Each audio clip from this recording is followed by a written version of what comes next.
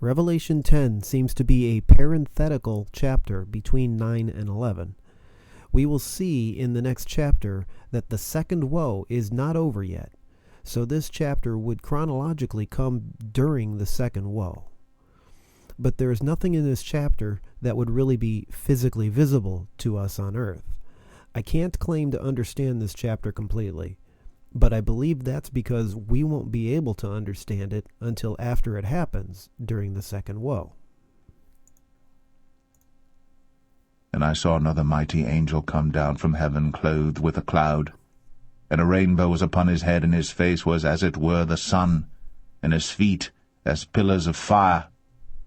And he had in his hand a little book open, and he set his right foot upon the sea, and his left foot on the earth. The identity of this angel is a mystery. I don't think it's Jesus, because he doesn't return until the next chapter, and the description doesn't match Revelation 1.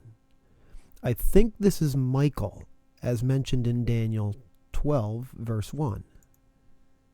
And at that time shall Michael stand up, the great prince, which standeth for the children of thy people. And there shall be a time of trouble, such as never was since there was a nation even to that same time. And at that time thy people shall be delivered, every one that shall be found written in the book. This verse in Daniel seems to be clearly talking about the greatest tribulation based on the words, a time of trouble such as never was since there was a nation even to that same time. And it also mentions a book, which I think must be the book of life.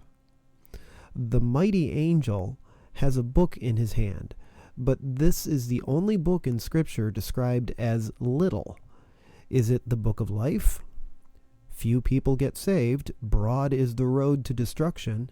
Daniel 21:1 seems to refer to the book of life, but Revelation 20 specifically shows us the book of life being opened, so possibly not. Is the book the Bible itself then? Is the Bible the book of life? I can't figure it out. This book is still a mystery to me. And cried with a loud voice as when a lion roareth, and when he had cried, 7 thunders uttered their voices. And when the 7 thunders had uttered their voices, I was about to write. And I heard a voice from heaven saying unto me, Seal up those things which the 7 thunders uttered, and write them not. John hears something, but isn't allowed to write it down. Bogus. Boy, do I wish I knew what those voices said. Since John could understand them, maybe we'll hear them and understand them when this all really happens.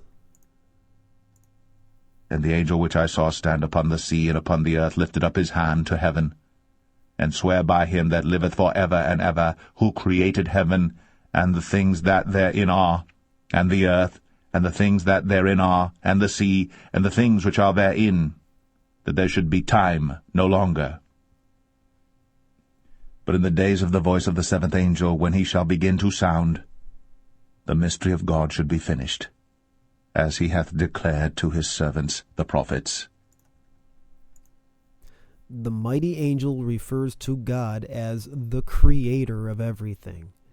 It is so important to honor God as the sovereign creator. This angel is declaring that as of the upcoming 7th trumpet, time is up. The mystery of God will be fulfilled just like the Bible prophesied. And the voice which I heard from heaven spake unto me again, and said, Go and take the little book which is open in the hand of the angel which standeth upon the sea and upon the earth. And I went unto the angel, and said unto him, Give me the little book. And he said unto me, Take it, and eat it up, and it shall make thy belly bitter, but it shall be in thy mouth sweet as honey. And I took the little book out of the angel's hand, and ate it up, and it was in my mouth sweet as honey. And as soon as I had eaten it, my belly was bitter. I'm glad this is a spiritual event. I don't think John ate a literal paper and ink book. I won't speculate why the book was sweet to taste but bitter to digest. I don't know what book this is, so I just don't know. And he said unto me, Thou must prophesy again before many peoples, and nations, and tongues, and kings. But this book is the last thing John wrote. The next chapter will talk about the two witnesses. What if John is one of them, based on this? Let's add John 21, verse 22 and 23 to this. Jesus saith unto him, If I will that he tarry till I come, what is that to thee? Follow thou me. Then went this saying abroad among the brethren, that that disciple should not die. Yet Jesus said not unto him, He shall not die, but, If I will that he tarry till I come, what is that to thee? If John is one of the two witnesses, he will die.